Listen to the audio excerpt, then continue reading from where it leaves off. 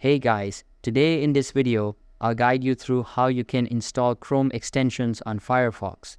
Watch till the end to grab everything properly. Alright, so let's begin with the video.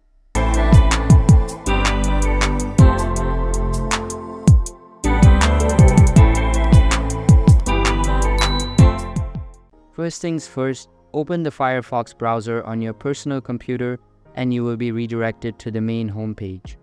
Here, click on the three lines icon at the top right corner and select Settings from the drop-down menu.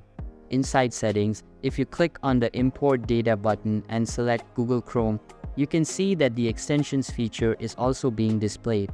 If it isn't the case for you, then just open a new tab and search for About:config. Now, accept the terms and click on the Continue button. Inside the search bar, type in the following command and make sure that it is set to true.